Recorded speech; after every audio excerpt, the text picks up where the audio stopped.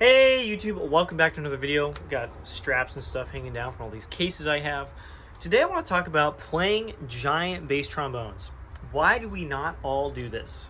Today I have an example of not the largest possible bass trombone, but something near the end of the spectrum.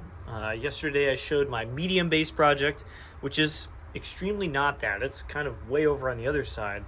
Single bore slide, or even a small dual bore slide, small tuning slide, small bell. Everything about it is not large. And it's not like a world-beating bass trombone. It's just a really cool thing that I have. This, other end of the spectrum, we got Bonezilla, baby! 578, 594, giant crook. I have my Greg Black 1 1/8 G standard, so this has the 3/16 throat, which is massive. Axials, they play big. This is actually the smaller tuning slide. This is the B tuning slide from Shires.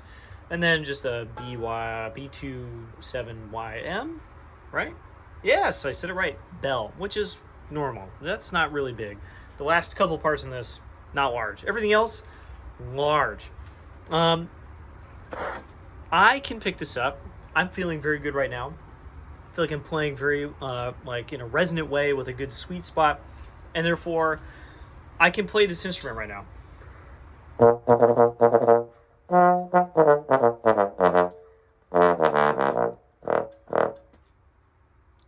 That stuff I can play. It feels pretty good. I feel like the sound is okay.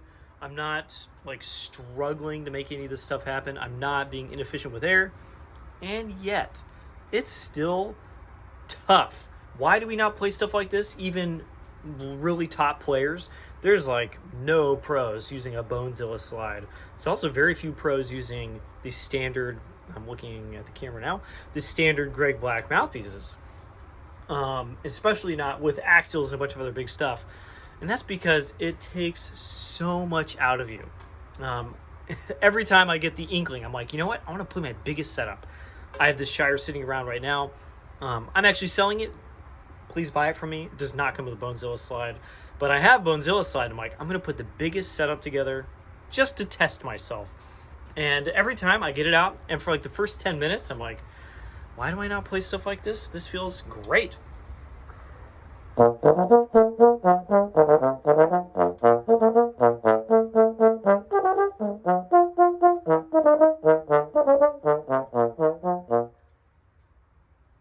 I can just do that. It feels good. I don't know if that's like the sound that I necessarily have in my head. My M&W is much closer to that. But it's really cool to be able to just wail on stuff like that. This also can play soft. It does not have to play loud like you think a large bass trombone would have to.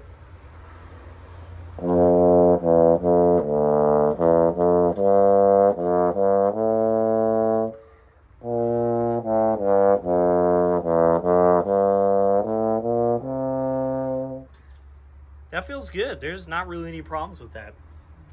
It's when you play it for like 20 or 30 minutes that you're like, oh, I am sacrificing a lot in order to make this stuff happen. I've actually been playing this for about half an hour, and I'm starting to feel it.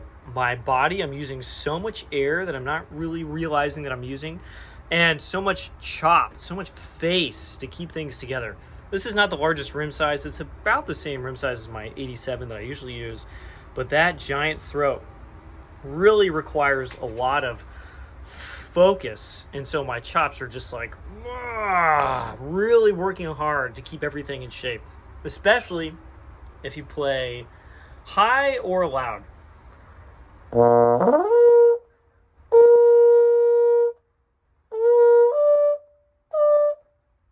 I can play a high D on this. It happens, but wow, I'm using a lot of effort to make that happen. And if I play loud,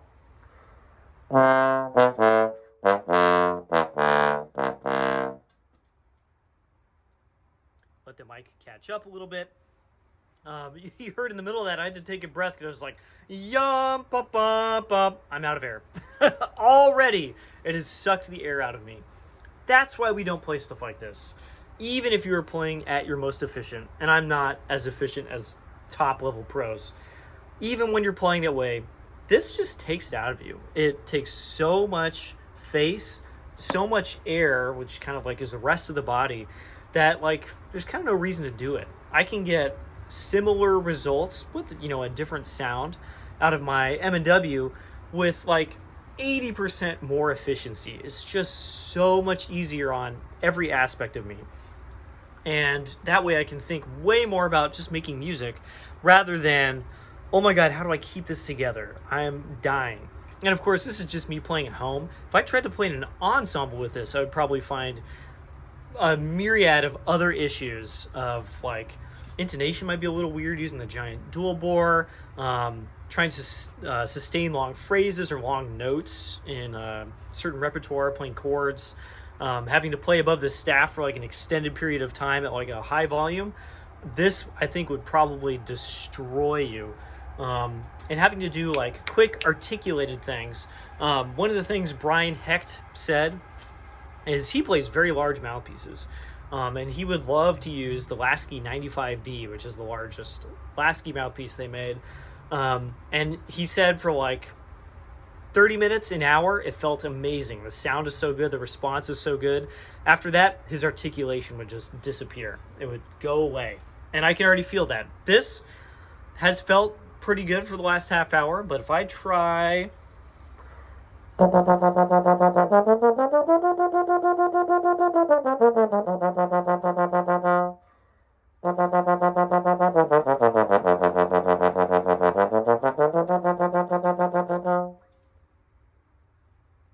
Even on that F in the staff, that felt good right then, but I can feel my face going, oh my God, keep it together. If we're gonna lose it. And on my normal horns, that's just so much more balanced. The kind of like air and face balance is much more just kind of in the middle. I can just go da da da da da da da da. This I'm going da da da da da da da da da da da, having to really try to keep up with the instrument. That's why we don't use stuff like this. It's neat. I love getting this out and just honking on it for a bit and being like, cool, okay, back in the case. Let's play real instruments again. Because it just gives you an idea of like, yeah, that's why we don't do that. Contra is almost similar in a way where you get it out and you're like, wow, this is a blast. And then you play it for like 30 minutes and you're like, this takes so much more effort than bass does. For like a different sound, there's like a different payoff for playing Contra. But I'm not just getting it out to like have fun for like a few hours and play a bunch of row shoes, because you kind of can't do that the same way that you can on like a good efficient bass trombone. This is very similar to that, where it's like, wow, this is a fun toy. Wow, I wouldn't want to play this in real life for more than like an hour, even though by myself for just a little bit, it is kind of fun. Don't play horns like this. It's silly. It's really not worth the payoff. Honestly, I think the sound is probably not as loud as playing most of my other bass trombones. And if I put like a single bore on here, everything would be easier. It would be louder. It'd be more efficient. Kind of everything would be better. One thing that I did notice is most of the ranges on this are pretty good. Obviously, the low range below low B flat is killer, but the pedals feel like a completely different zone. They're way more difficult, actually.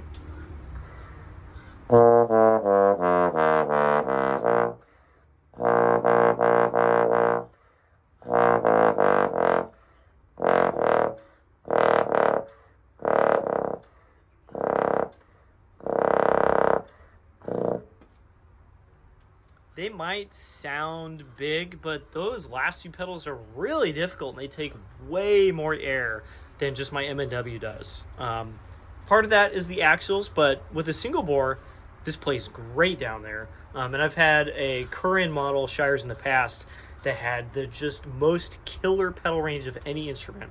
This is not like that. This is actually difficult in the pedals in a way that you might be like, what? It's so big. It's actually unbalanced, and it takes so much air to get those notes to go, and actually so much face to keep the focus on those notes. This is actually more difficult than a more balanced bass. Again, one of those reasons we don't play giant horns is it actually makes it less even. That's all I really got for today. I'm just playing this to have fun, and I thought I would share my experiences, because not many people get to play Bonezilla. I'll see you all in the next video. Bye-bye.